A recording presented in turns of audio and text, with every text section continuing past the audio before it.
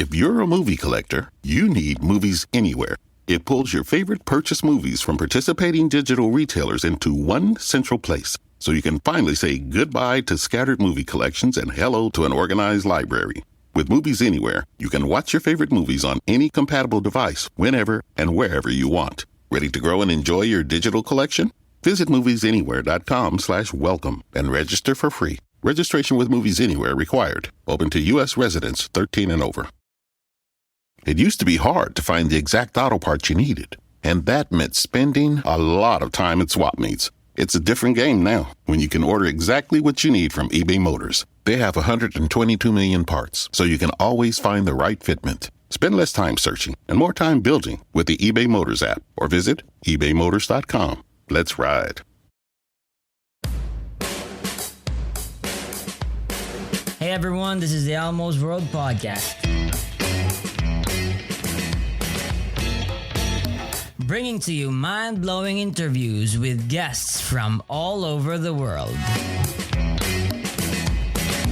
So settle down, relax, and enjoy the show.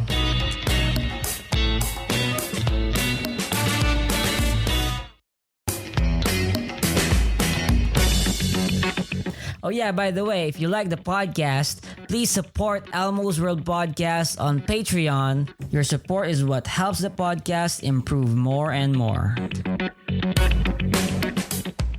Welcome to Elmo's World Podcast. This is Elmo, and I'm with my awesome friend, Jonathan Pearce.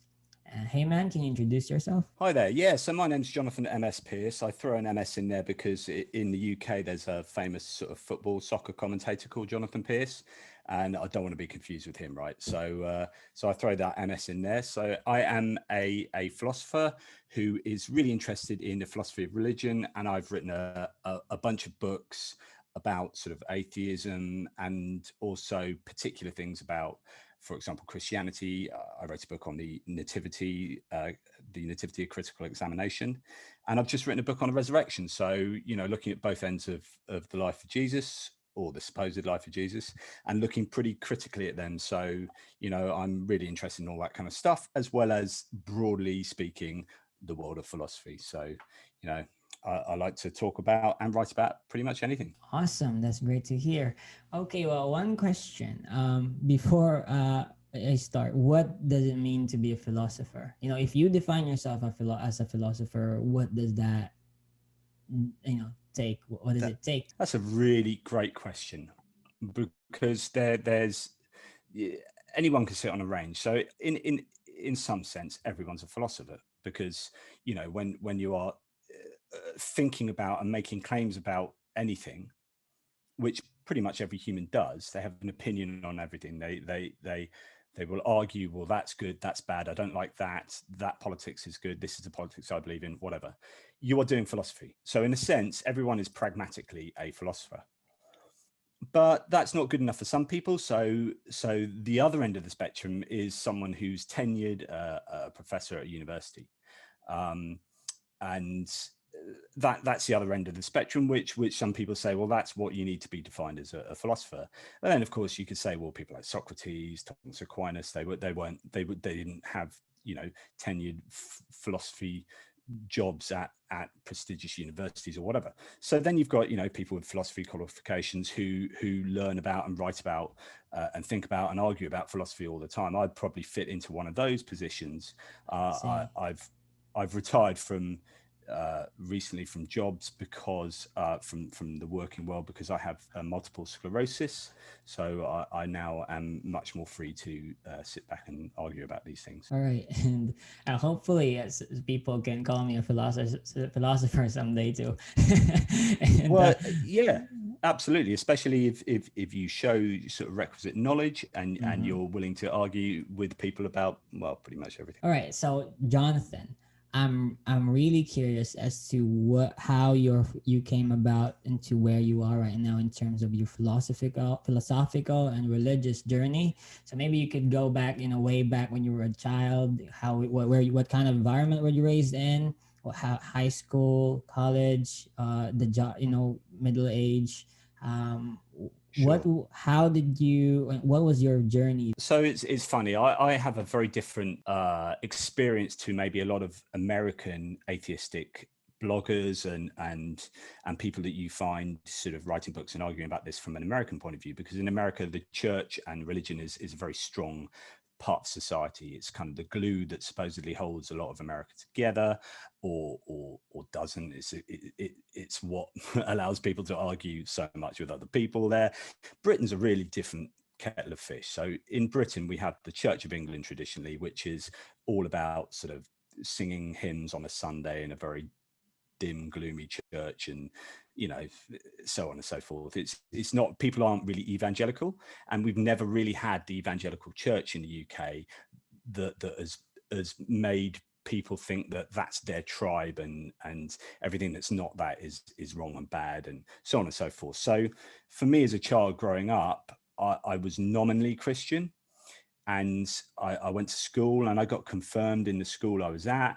And I thought of myself as a Christian, but in a really kind of pray to God at night, ask him for stuff. And that was kind of it.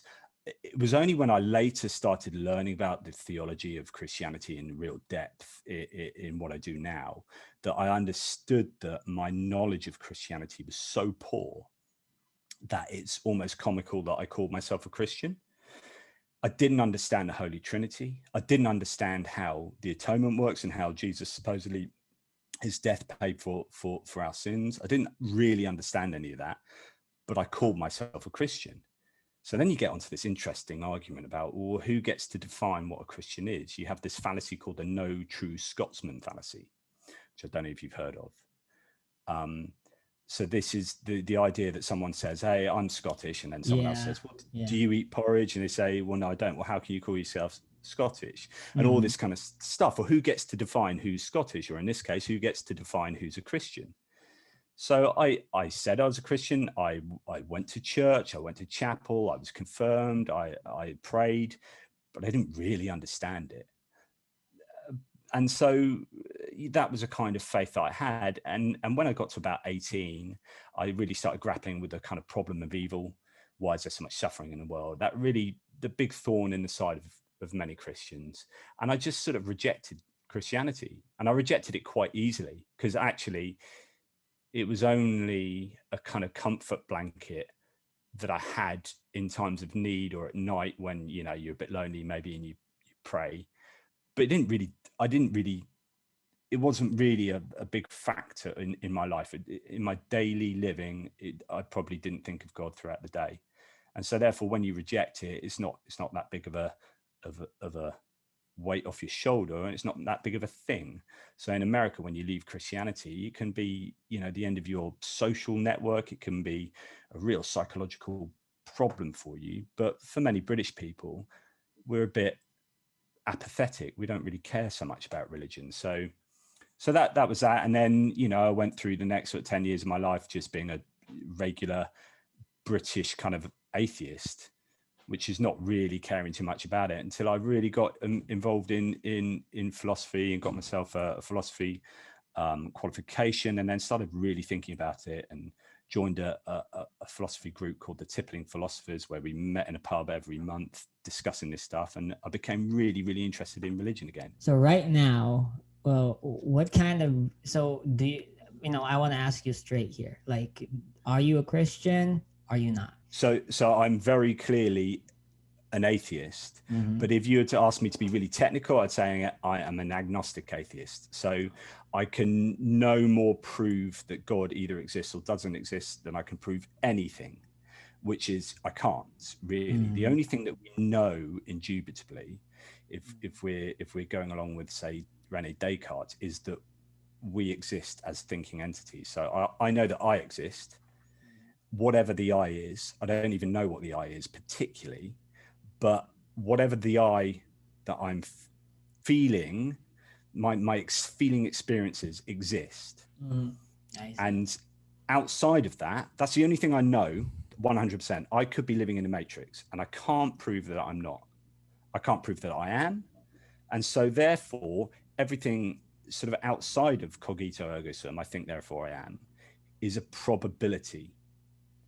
And so that when it comes to the claim of does God exist, I'm pretty certain God doesn't exist. I'm 99.9% certain, but I can't prove that God doesn't exist in the same way I can't prove that I'm not living in the matrix. I can't prove that you exist. Only you know whether you exist 100%. I've got a pretty good guess. I reckon I'm 99.9% sure that Elmo. Let's start then from the beginning here, because I guess in terms of existence or life, or philosophical discussions, the big question there is like, does God exist or not? And you identifying as agnostic atheist, that means that you don't know, you're not claiming to know. Well, you don't know if God exists, but you don't believe that God exists as well. It depends how you define the word know. And Mm-hmm. so we get onto what's called epistemology in philosophy, so the study of knowledge and how we come to knowledge.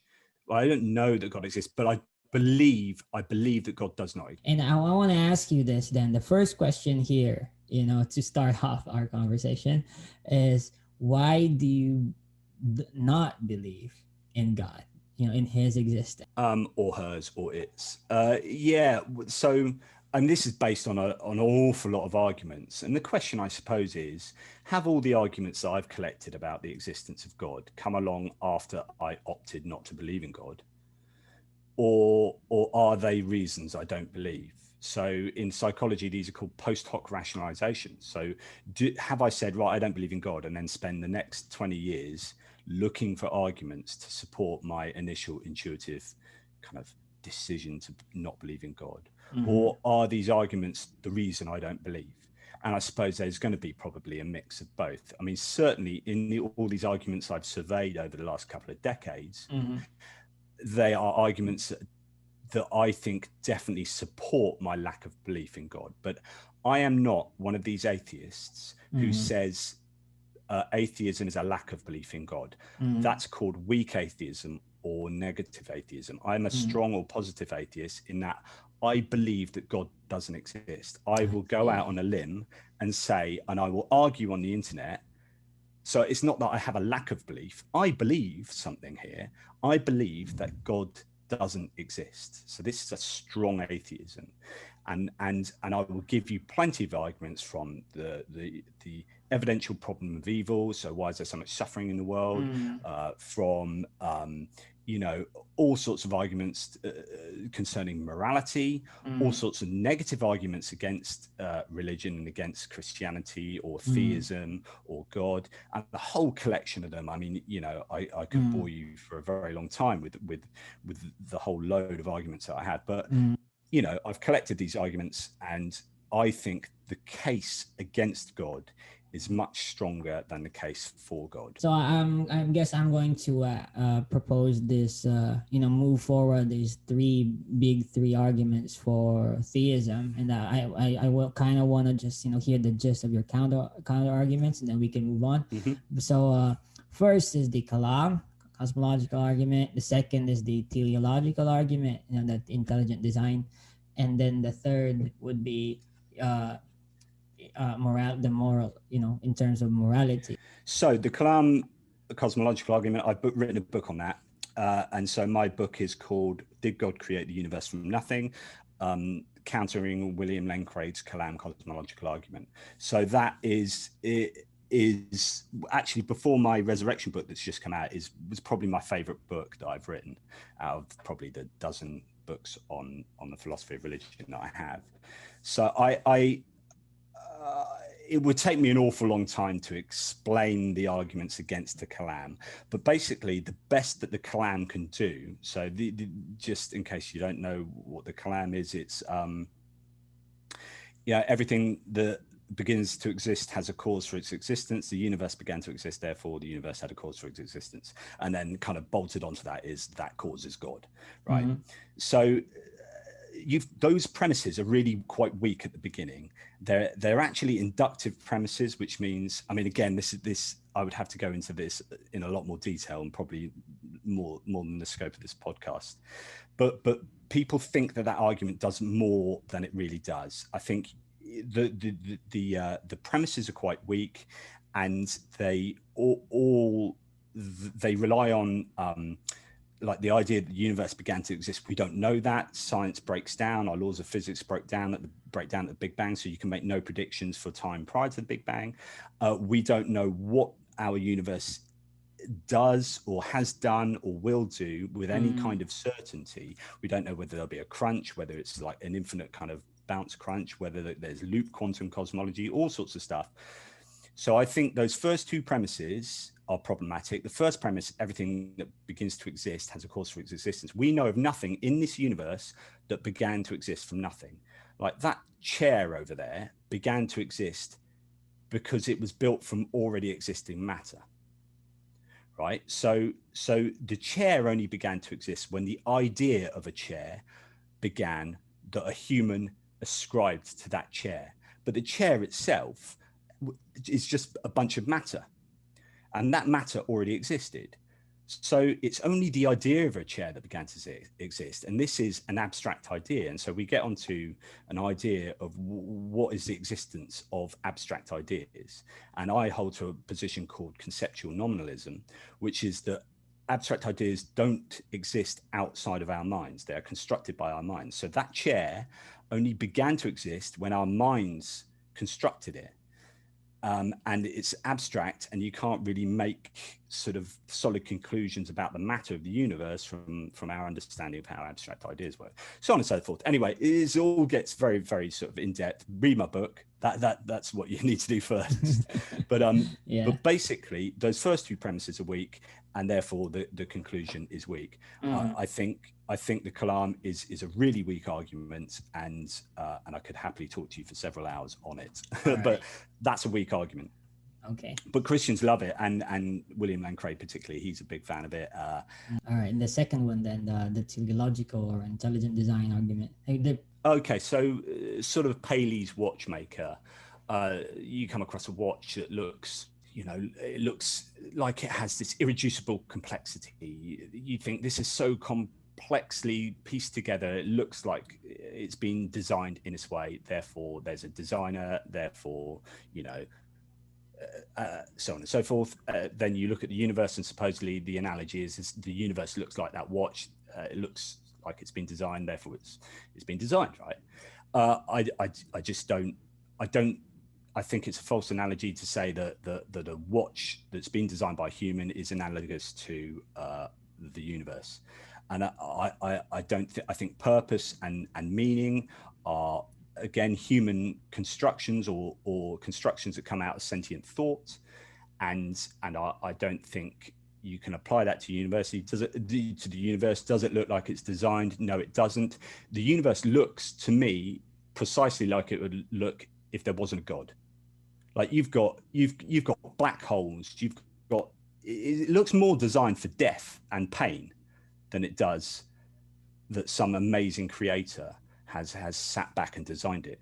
And when you've got a God that supposedly has created humanity, but has done such a botched job at designing and creating that he has to then send himself down to earth to kill himself, to sacrifice himself to atone for the sins of the thing that he's supposedly created himself, you're just thinking, well, none of this makes any sense.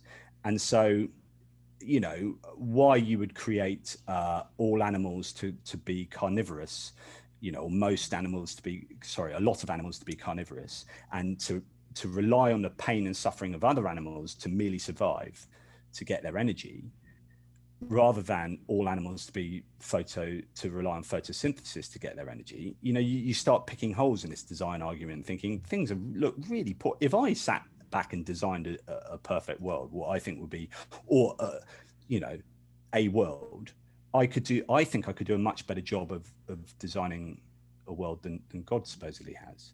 So I think there's lots of reasons to think that the teleological argument fails. I think evolution does a really good job of explaining speciation and the range of species that we have on Earth. Yes, we can have some interesting debates about abiogenesis. So how did life first start? But once it starts, evolution explains everything. I don't have a problem with that. And I think people that do have a problem with that don't really understand it. and therefore I don't think I've ever seen a particularly strong teleological argument that makes me doubt my conclusion. I see. And okay, so about the moral argument there, right? Like, if there is such a thing as evil, then there, and like absolute evil that exists, then there has to be the like an opposite force, that's a good out there as well. Or, well, what are your thoughts on the moral argument that a lot of theists make, and use? Yeah, so I don't think it cuts mustard at all. I think theistic arguments such as, because they have to say that there is an objective morality, which means a mind independent morality, which essentially really means they have to say, well, that exists in God and God's mind and God's nature, and it's somehow the benchmark. And then you start getting, okay, well, how do you construct a morality around that? And then they say, well, divine command theory is the most preferred out of a lot of Christian thinkers, not all of them, but divine command theory, which is, what God commands is necessarily, good or right, essentially, is so problematic. I wrote a piece of 16 problems with divine command theory that it's just, I don't think you can build up a positive case for objective morality based in God, especially when you look at the world around you, which is, if you're looking at the revelation of the Bible and you've got changing morality throughout there, it looks like you've got moral relativism.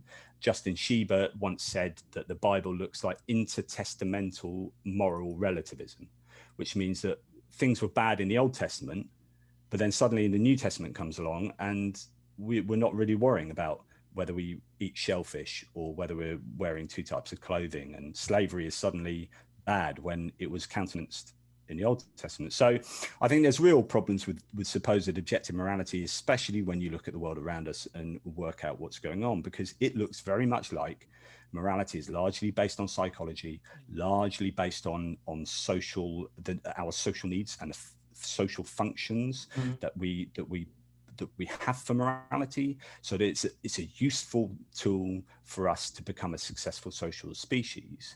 I am in a sense, I'm a moral skeptic. Like, I don't believe morality exists because I don't believe abstract ideas exist outside of our heads. So what we do is we construct a morality. So morality does exist, but it exists in our heads. And when we agree on it, so we can all disagree on morality, and that's kind of what happens around the edges, is we disagree on a lot, but we also agree on a lot because we've got similar brains and similar experiences. And when we generally agree, what we do is we decide to write an encyclopedia, a dictionary. Well, that's how we start codifying it. We're saying, right, we agree on these ideas. One of these ideas we agree on might be morality. So when we agree largely on morality, we decide to write a law or a constitution or something like that. And then we write those down and we all agree to it, like collectively, as some kind of social contract. And then we codify that into a law, and then we enact that law. And so morality exists pragmatically in the laws we create and enforce, but they can differ and do differ around the world, which is evidence that objective morality is slightly problematic. Even if some kind of objective morality does exist in the ether out there somewhere, how do we know we're accessing it? How do we know we're right? How do we know what those moral laws are? So even if objective morality actually existed, we still have to construct it ourselves, and we still have to agree on it ourselves, and we still have to create laws, and we still have to enforce those laws.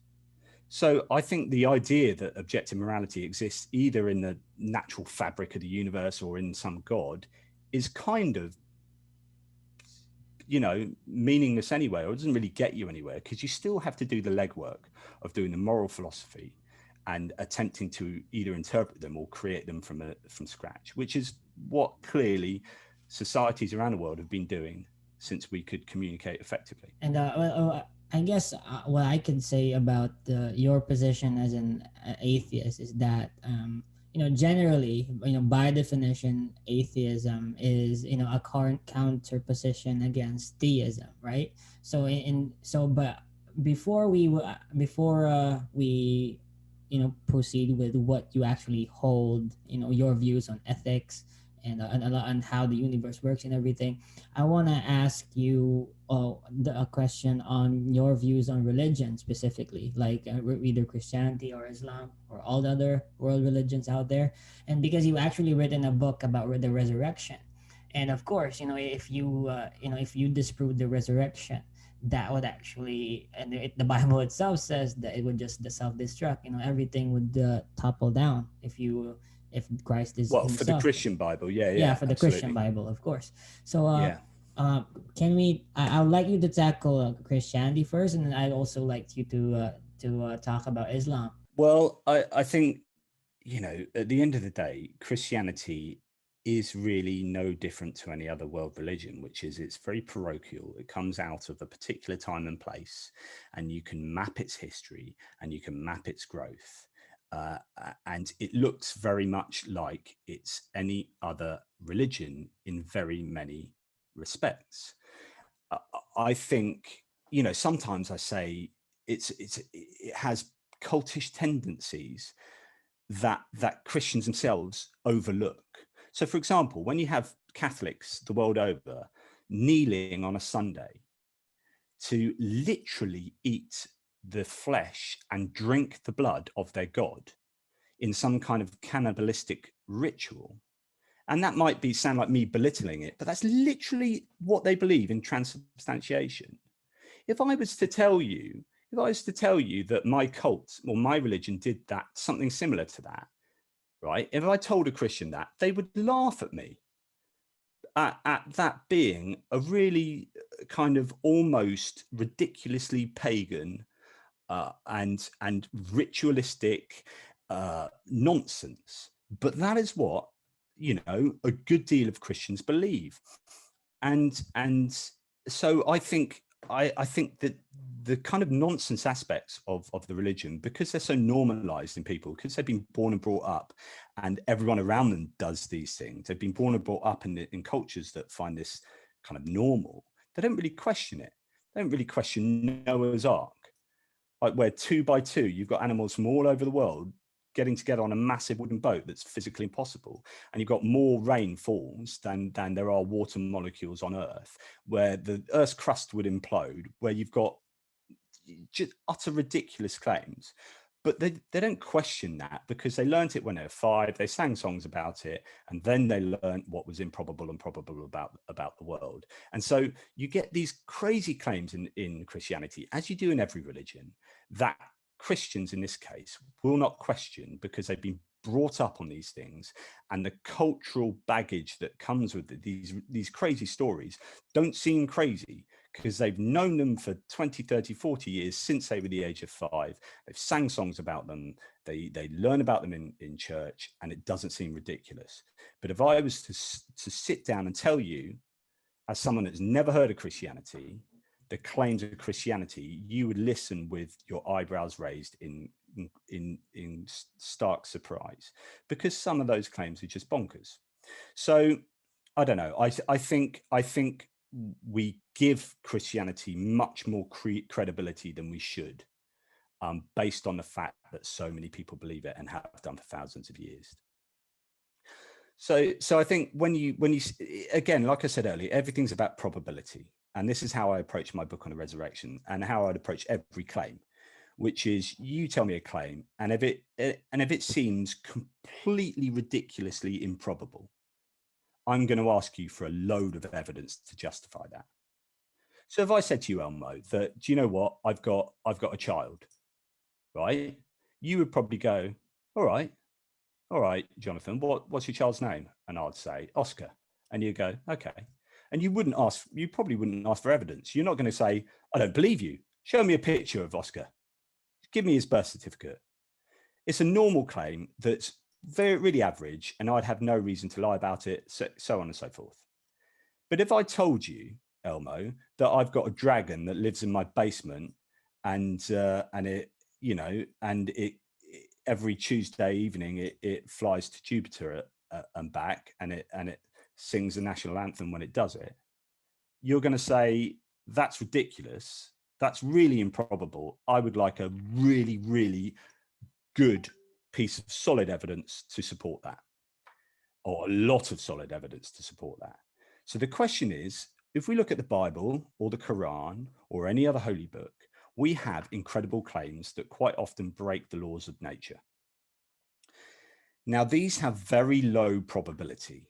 Without looking at the evidence, if I'm going to give you a very improbable claim, if I'm going to give you a claim that breaks the laws of nature, and that every other time I've given you similar claims like this in other religions, you disbelieve them, then in reality, what I'm asking you to do and believe this claim is to believe the improbable. So you will rightly say to me, you've given me a massively improbable claim. I need really, really good evidence to support your improbable claim. The question is the Bible or is the Quran really, really good evidence? And by really good, I mean exceptionally good evidence. I mean, the evidence I would need to believe the claims of the Bible would be video attestation, expert attestation, video of a video of a video. You know, I would probably need to see a lot of those claims firsthand because they are so incredible that they require such a high level of evidence to support them. I don't think the Bible comes remotely close to justifying the incredible claims within it. So I've noticed though that, you know, if someone identifies themselves as an atheist, of course that the majority of the world, you know, in our global civilization, it's the most of the people are you know belong to a specific religion, but that's why there is a necessity to identify yourself as outside of that and being different. But what does it really mean to you to be an atheist? Does it mean like you have to constantly struggle against this wave of religious people? Or is it like something like, oh, I'm an atheist and it means that I'm this humanist that has my own moral ethics, you know, because not all atheists believe the same thing, right? But so what does it mean for you to be an atheist? So I think, first of all, like I said earlier, the difference between an atheist in Britain and an atheist in America is huge. And it's becoming much more normalized in America now, and that's great. But an atheist in America often has, or historically has had to fight really hard and often suffer for their you know, atheism. And whereas in Britain, you know, you can be an atheist and no one bats an eyelid. It's like whatever. Most people in Britain, you know, now over 50% of people, according to the British Attitude Survey, are atheist or non-religious. So we are the majority in Britain, and therefore it's really normalized. It's not a problem. In America, it's very different. So you'll have different experiences with that. Also, there is a atheism doesn't tell you anything. Atheism says, I believe that God does not exist. It tells you nothing else about anything. So in order to get any moral value system, you need to do a bunch of philosophy. And that's what humanism is. So humanism is atheism with a load of philosophy tagged onto it. And that will tell you a lot more, which is, do you know what? We believe in these kind of moral ideas and that humans are the basis of X, Y, and Z, blah, blah, blah. So humanism and atheism are different, even though both a humanist and an atheist do not believe in God. So as ever, you've just got to do a lot more philosophy. Now, you quite often hear theists say of atheists, oh, you know, atheists are, yeah, they're nihilists, or they're, you know, Stalin, Pol Pot, Hitler, all these kind of claims. You're like, no. That takes a hell of a lot of politics, and quite often bad politics. And in order to get from an atheist to Stalin, so much else has to happen and a lot has to go wrong. But to say an atheist is equivalent to Stalin is just horrible, and it's just.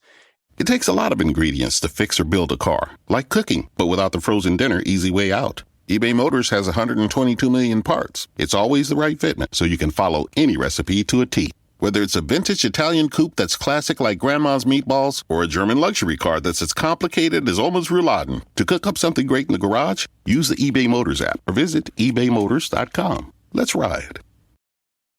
Holidays are here, and so is fashionable fitness. Gift yourself a Samsung Galaxy Z Flip 3 5G, a phone that folds in half to literally stand on its own. Pair it with the Galaxy Watch 4 for ultimate wellness and wow factor. Check health stats, flex personal records. Over 90 activities can be tracked, like biking, swimming, golfing, and more. Invest in yourself with tech made to crush goals. Holidays open up with Galaxy. Shop it all at Samsung.com. 5G connection and availability may vary. Check with carrier. Products sold separately.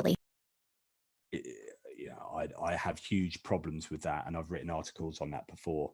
But I think what religion does, and what theism does, in whatever flavor it has around the world, is it provides a function for humans, and over time, evolutionary psychology, has been working through our species, and we've developed this need that God fulfills. So if humanism or atheism is to replace theism, we need to understand the function that God provides and replace God with something else. Now, sometimes that's quite hard.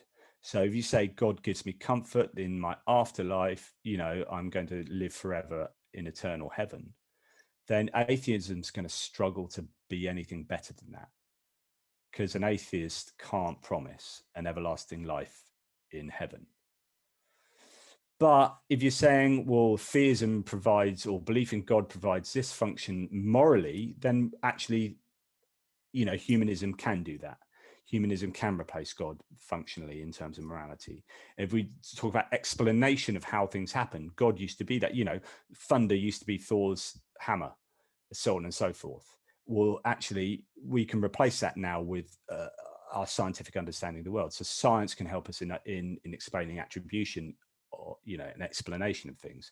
So there are certain functions that God provides for humanity that modern life, atheism and humanism can replace. Certain things like heaven we will struggle with. And I'm really excited to talk about this because I have not actually covered this a lot, and so I would like to explore your version of humanism, and how you propose it to be able to replace, all the other religions in terms of the functional role it plays in our societies, right? So I would say first, before we go ahead start, like yeah, it does involve a lot of continental philosophy as well, because before you proceed with moral claims, right, and as in the ethics, meta ethics, from coming from an atheistic perspective, I do give respect to Nietzsche, Camus, and Sartre, and a lot of other continental philosophers who actually dive into existential nihilism. Like if the God claim, and if God actually dies in figuratively in our society, like what's there to replace it? And that Nietzsche, he sort of predicted that all of society will fall apart in chaos because they didn't have something like humanism to replace it yet. So this is something that's why you're pushing this forward, because you do understand that in our biology it is necessary for us to at least believe in something, find meaning, because at most, if people find their lives meaningless and have no more purpose, they self-destruct and have depression, and and a lot of and eventually, of course, suicide and a lot of other stuff. So in this sense, I want to ask you, Jonathan, what is your humanism? What are the foundations of it? And why should someone be a humanist? Goodness me, there's an awful lot to unpack there. Let's talk about meaning and purpose first. So I think that's a really interesting idea that without God, life is essentially meaningless. So some might say, right? And this fully depends on the idea that meaning is really, when you talk about meaning, you're only talking about ultimate meaning. And when you talk about ultimate meaning, you're talking about meaning that transcends life, human life. So if you're saying, if you start with the definition that meaning has to be something that transcends your individual human life, then what you're saying is only God can provide that meaning. Well, yeah, I'd agree with you, because when I die, I'm dead and my mind doesn't continue. And so any meaning I have in life necessarily dies with me. And as for meaning that transcends all humanity, we just have our collective brains, and there isn't some ether out there that contains meaning, right? So I think what Christians try to do, and I say Christians, what I mean is generally theists in general, but you know, what the Christian often tries to do is to say that meaning is only acceptable as a thing equivalent to ultimate meaning, and ultimate meaning is something that is eternal, effectively.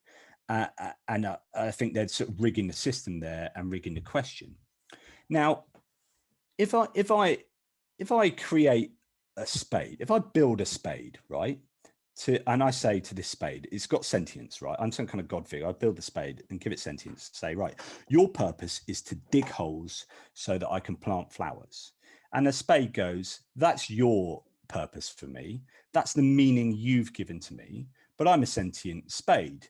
I want to go off, and I prefer to dance with that fork over there, that garden fork. So my meaning in life, my purpose is to dance with a fork. Who are you to tell me as a spade, even though you created me, what my purpose is? And I feel like that for humans. Like, even if God did exist and has a purpose for us, do you know what? I'm a sentient creature, and it's far more noble to create my own meaning and purpose than to take on a meaning or purpose that some third party is ordering me to take on. So I think humans create meaning in life, and we can do that in so many different ways. I'm not saying we should create meaning in such a way, but I think we find meaning in everything we do, and it's far nobler to create our own meaning than have a meaning ascribed to us, or a purpose ascribed to us. How do we do that? Well, humanism. So the definition for humanism, I mean, people will argue about this, but UK humanists would say there are three aspects to humanism. So humanist is someone who, and I'm going to quote them here, trusts to the scientific method when it comes to understanding how the universe works, and rejects the idea of the supernatural, and is therefore an atheist or agnostic. Second point, they make their ethical decisions based on reason, empathy, and concern for human beings and other sentient animals. And interestingly, I'll add here, not because God tells you to do that, but because they feel it's the right thing to do. Third aspect is believes that in the absence of an afterlife and any discernible purpose to the universe, human beings can act to give their own lives meaning by seeking happiness in this life and helping others to do the same. So I think those three are really, really honorable building blocks to creating a meaningful life. And I think when you start having happiness as your axiom, as your kind of like, so in morality, in consequentialism, so one of the secular moral frameworks we can have is consequentialism, where the moral value of something is derived by the consequences to an action. Yeah. So if I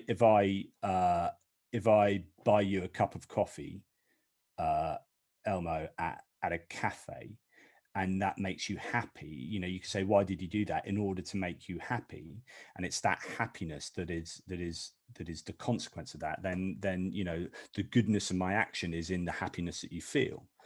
And the great thing about happiness, or pleasure, or lack of pain, is that it's quite axiomatic. It sits nicely at the bottom. You can't derive it further.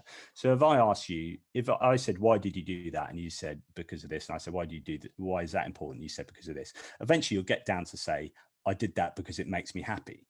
And if I said, well, Elmo, why is it good to be happy? And you're like, it's just self-evidently good. Happiness is just, I don't need to give you a reason why I should be happy, because it's good in its own right. It's just a beneficial state of affairs. So happiness is a really useful axiom. So when we talk about meaning and when we talk about morality, it's hard to get away from trying to make as many people as happy as possible, you know, in the lives that we're given. Now, of course, you know, there are problems to every moral value system, so it's not perfect by any stretch, and calculating these things can be really difficult, and how do you calculate them over what time periods?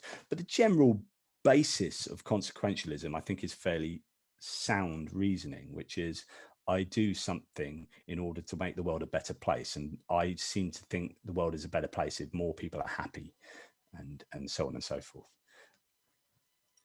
That's you know, there are so many areas to touch on here though, and so many, you could have a whole 10 hours just talking about happiness. Yeah, but at the root of it, though, your only action there, I assume, is happiness slash sort of well-being kind of happiness, right? Yeah. So okay, so what is happiness? You know, you could define it, and you have defined it in many ways, but you know, what is this action? Is it sort of like this dopamine in the brain? Is it like in terms of well-being, like it's a sort of a relative, good situation? What is it? Yeah, and that's $1 million question, and this is where, you know, even making a claim about happiness and saying it's pretty axiomatic, well then what exactly is happiness? Because you get hedonistic happiness, which is that kind of, I suppose, your dopamine kind of real, you know, you could take some drugs, get really happy, really, you know, quickly. You could be a drug vegetable, exactly, right? And have heroin your whole life, and that would be happiness. Exactly. And so therefore, okay, let's be a little bit nuanced about this. And then you have eudaimonia, this kind of idea that you got more long-term fulfillment, a flourishing of human, you know, the human species, or flourishing of a human being. Well, then who gets to define what flourishing is, and what, you know, these things are difficult, and granted, and it's part of the reason I'm a moral skeptic, because I think, so like earlier I said, I don't believe that morality exists out there in the ether. I don't think there is an objective morality. And what we do is we construct morality to best suit our purposes. And as long as we know that sort of contradicts with your humanism, though. Yeah. So yes. Well, I don't think it contradicts, but I suppose, you know, it depends what your goal is. So if your goal is, morality is goal oriented, in my opinion. So any kind of moral value system is seen in, like, what do you want the world to look like? Okay, once you've set out your goal, then you can talk about how you want to go about achieving that, which is kind of using morality to get to this end goal. But I think that the interesting idea is, and I don't think we do this enough, which is, what do we want the world to look like? If we did that, politics would fall into place, our morality would fall into place. So literally, what do you think is your perfect conception of what the world is? And once you've and this is perhaps like the most important question that we have, that no one seems to. We talk about how we're going to get to this place we don't know where we're going to. We talk about well, that's wrong. You did. We argue stuff on the veneer up here on the veneer. So it would be circular, though, if your definite, you know, if your axiom for is for happiness is a perfect world, right, that you idealize. Then what would this perfect world that you idealize be based on? Like, on people being happy? Well, yeah, exactly. So there's something called the Munchausen trilemma. So the Munchausen trilemma says that there are only 3 ways of grounding any claim, whether it's a knowledge claim, whether it's a claim like that, you know, that you were just talking about. So there's only 3 ways. You can ground it in a circle, so it goes round and round and round, as you just described, or you can have an infinite regress, so it goes back forever and never and ever, and it's never actually grounded, or you have an axiom, and an axiom is supposedly a self-evident truth. So you just have this brute fact at the beginning and say, right, this is self-evidently true. That's where we're going to start from, and then we can build from there. It's non-derivative. You can't derive it back past that. And that's why happiness is generally a fairly safe option, or pleasure. It's a fairly safe option, well-being, because it appears to be non-derivative. It appears to be axiomatic. But then if you're going to plug that in itself into where you want to get to, then you are creating this interesting circle. So, you know, and I'm not saying there's particularly a way out of this, because there really is only axiom, circle, or infinite regress in grounding anything. So it's got to be one of those three things.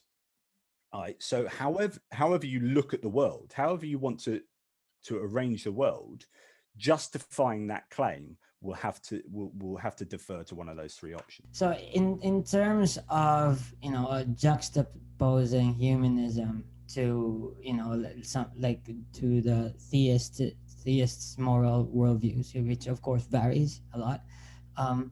The in terms of theism, right? I do see a very strict, I guess, in terms of adherence to logical coherence, right? They do attempt a lot in terms of how morality should work and divine I would command disagree theory. with that. I would think that I think they're logically hugely incoherent.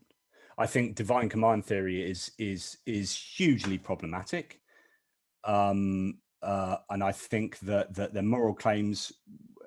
So different theisms will generally defer to some kind of revelation to ground their moral claims. But you take the Bible as a grounding for a moral value system, it's hugely problematic. You've got genocide, you've got slavery. So I disagree. I would say that it's the other way around. Theistic claims are hugely incoherent, and the only coherent way is to build stuff up from the ground up. Yeah, and so, well, of course, in terms of the problem of evil and everything, right? Theologians have a lot of counter arguments for that, and theses and everything. But of course, I see your point, right? From your direction there, it does seem to fall apart, and so, but as I said, like if you juxtapose it with humanism, you are presenting sort of a new moral system for the people, but as you are also saying, you're just relying on this brute fact of an axiom that you have to enforce in order for it to actually make sense, right? But if that foundation itself is just a brute fact, and it's no different from a theist claiming God to be a brute fact as well. So what is humanism, right? Is it just a tool, or is it something that we should actually believe in, right? Is it simply a choice that you can have humanism or not? So if it's just an option, right, then you can have other things. So in that sense, that the nihilistic worldview, with a godless universe is actually the encompassing thing that the I guess the default option for everyone. I don't know. I suppose humanism isn't a tool. Humanism is a position or a label to describe oneself as someone who uses a particular set of tools. So if you say, right, it seems to be that humanism, as I said, in those three pillars of humanism, that the scientific method is important. It seems to be that moral, or it seems to be that reasoning is important. It seems to be that adherence to some kind of naturalism is important for explaining how, and these are all, I would say, are fairly reasonable positions to take. The scientific method is useful, and it's shown to be useful inductively. We have good reason to believe it's a sound method for both for pragmatic purposes and for leading us to knowledge in general. And so I think, humanism isn't a tool. I think it's just a label of people who use certain tools and think those tools are more important than. But by how you've described it, though, right? Like it's in terms of pragmatic, in terms of like a very useful method, right? That sounds reasonable with naturalism and the scientific method. That is in fact what a tool is, right? But if you are going to claim for humanism to be a truth, right, that we should follow, right, that there's a should there, because it is a moral claim for that. If you are going to do, as a member of society, and say that, okay, this is what is right and this is what we should do, then that you are making a moral claim, and that is a should, right? So you have to have accountability for that as well. But if you're just gonna say that, hey, this option, this humanism might be very useful and pragmatic for us to use, then it is in fact by that definition then just a tool.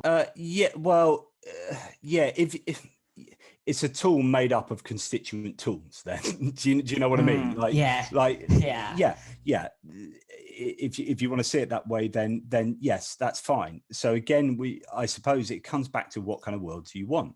Again, we get back to this goal. Like, humanism is good if you want a world to look like a place where we value what we see as truth, where we value reliable epistemologies, where we value sound moral reasoning, i.e. not being told what to do by a 2,000-year-old book that tells you not to eat shellfish. If we value the general idea that naturalism holds. So these are all things that I think we've got very good probability. We've got very good justification in terms of probability for adhering to. For example, and I love this. This is something that Richard Carrier set out the argument for, which is if naturalism has supplanted supernaturalism 10,000 times in a row, right? So if each time, like, we used to think that thunder was Thor's hammer, we used to think the X, Y, and Z, and then over time we understood the world and naturalism. We understood that thunder is actually as a result of X, Y, and Z scientific claims. And if naturalism has replaced supernaturalism as an explanation 10,000 times, but supernaturalism has never once replaced naturalism as an explanation for things, then if you're a betting man, would you bet on a horse that's won 10,000 times in a row in the next race, or would you bet against it? So pragmatically, for example, I'm not like saying a priori that before just straight away that naturalism is true and supernaturalism isn't, right? But I'm saying in all probability, naturalism holds. And we can have very good inductive reasoning for believing so, because it's been right time and time again. So that now all we've got left is something like consciousness, the beginning of the universe. Why is there something rather than nothing? A couple of claims that are left where if you're a betting man, you would put your money on naturalism. So I just think that those tools that humanism entails have got very good justification for thinking they are good tools. And if you then say, well, humanism is a tool in itself, then I'd say it appears to be a good tool because it's using very good constituent parts. But again, the question is, well, what world do you want? Because, for example, if I want a world where everyone is arguing with each other and killing them because I think the world is great when there are different tribes of people beating the hell out of each other and believing different things, then do you know what? Religion is a really good tool. It depends what my goal is. So in philosophy, this is called, you have in a conditional sentence, you have something called a protasis and an apodosis. So a protasis is an if statement, and the apodosis is the then statement. And what we always do is we say, this is really good. But what we forget to say is, if I want this, then this is really good. We forget the beginning bit. So it's a bit like saying, filling my car with petrol is really good. Well, yeah, I understand that. But what you're really saying is, if I want to drive from A to B, then filling my car with petrol is really good. But if I was a scientist and I wanted to see how an engine fails to work if it has no petrol in, then having petrol in my car is bad. So what I'm trying to say is that we keep making these moral statements that are the end part of the conditional statement without talking about the first part, the if part, which just gets back to, if I want a world to look like this, then I want humanism as a prevailing worldview. Do you know what I mean? So we can only say that humanism is good if we really carefully set out what kind of world we are looking for, what our goal is. Do you see what I'm saying now? So this is the importance of setting out that goal. What kind of world do we want? I think I would like a world where truth is valued, where we are good to our fellow humans, where we have environmental sustainability. And you can ask me to justify each of those claims, and I would attempt to do that, in one of the three ways that I can. But there's an intuitive sense that the world would look good like this. Yeah, you see, and that's dangerous in itself, right? But there's a sense that the world will be good like this. And if it's good like this, valuing these kind of things, then I think humanism is the best tool, as you say, for getting there. So really, when we're having podcasts like this, we should be talking always about what kind of world do you want. Well, there's no point arguing what we should do. This is a better moral system. This is a better moral system, because they're all goal orientated. What do you want the world to look like? And when you can agree on what the world should look like, or when you can sort that out, then we can work out what's the best way of getting there. Yeah, and well, I guess that's a topic that different topic. And, Yeah. But before that, I would like to say that Jonathan, it's been awesome to have you here on the show. But one last question, this is really getting awesome, and I can't stop myself asking. But you said if we want this world, right? This good world. But if everyone has a different if there, and if it all it takes for humanism to be a valid worldview is the if statement, and that they have this certain direction that they want the world to have. What if the world Muslims would have the same argument, like, hey, if the world was this, that? Well, that's what they do. That's exactly what they do. So what Muslims start off with already the presupposition, I suppose, that Islam is true. So they basically say, if we want the world to be Muslim, then we should follow these laws, or we should follow the moral teaching of Muhammad. Or if we want all humans to be good. Yeah, the same go with China, right? Yeah. With communism. Yeah, all worldviews. Yeah, of course. So again, it comes down to what do you want the world to look like? And if you're going to plug in your and you might say, I'm plugging in humanism to that. Well, actually, I don't think so, because I would be using that to achieve a certain goal. But then are my goals wrapped up with the idea of humanism? And I think that's a really interesting question, possibly, because actually I think some of those ideas within humanism are great goals in themselves. So yeah, this is hugely problematic. What do you plug into your calculation as to what the goal is? And are you going to be biased by the culture that you're brought up in?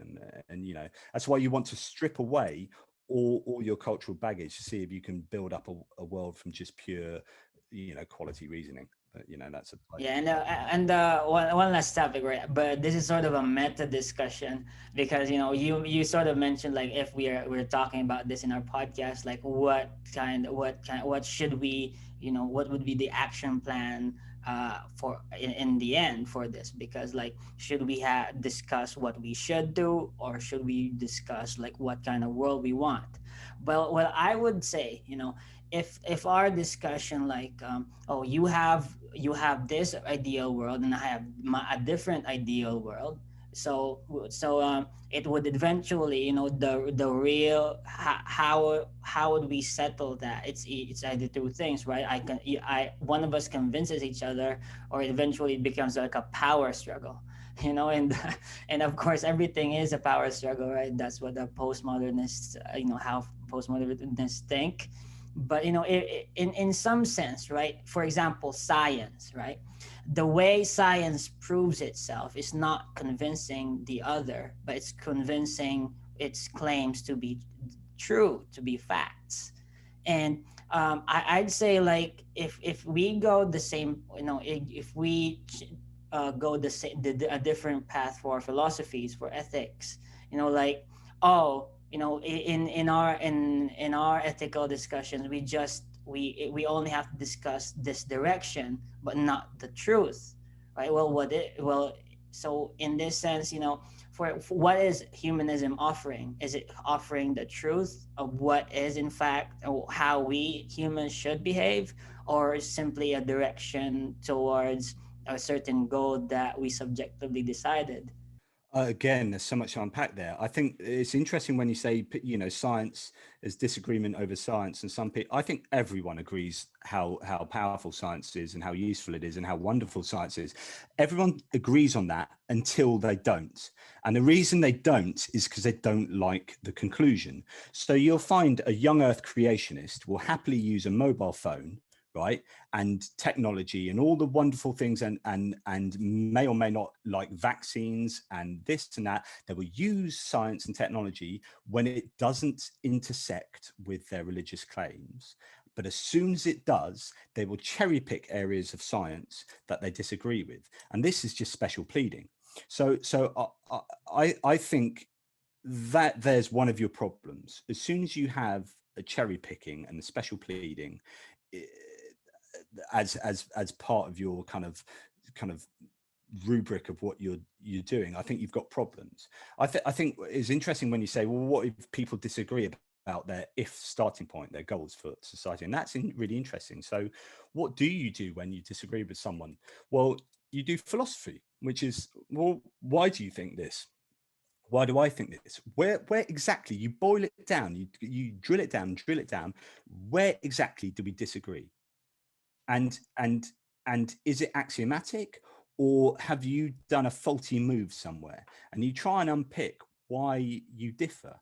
Because I think generally when humans boil their beliefs down, we will probably agree more often than we don't. And we would probably agree on what kind of world we would want. I reckon most people have got a pretty good idea of what world they want. What happens is psychology gets in the way. Society gets in the way. What they've learnt about the world supposedly being true gets in the way. And you have cognitive dissonance, and you have all these things that happen psychologically which screw up your reasoning, and people then start diverging from each other. But I would think if we stripped away all our kind of cultural, individual kind of cultural upbringings, and then went back to kind of Peirce kind of philosophy and reasoning, we'd probably agree a lot more than we give ourselves credit for. All right, well, Jonathan, I would say, if you ask me what kind of world I would want, it would be, of course, everyone would be happy. Yeah, but of course I'm Christian. And anyways, Jonathan, it's been awesome, man. Like I love this. This is one of the breath of fresh air, the interview. And is there anything you want to promote? Of course, your book. Yeah, so I've written a book on the resurrection, the resurrection, a critical examination of the Easter story. Richard Carrier has just said it's the go-to book for the resurrection, so I'm really stoked with that. It's had loads of great endorsements. I'm really happy with the book. This and my nativity book and the Kalam book, I think, are really powerful books that put forward my case as strongly as possible, and I'm really proud of them. So they are my crowning achievements so far. All right, well, Jonathan, thank you so much for being on the show. Hope you can be on the show again, maybe on a debate about the resurrection. I'll find someone awesome for you, and have a great day, Joe. Cool, thanks, mate. Take care. So that's the end of it. Thanks for tuning in, guys. This is your host, Elmo Ador Jr. And thank you for listening in. And please subscribe. Please follow us on Facebook. Please follow this. Please. Thanks.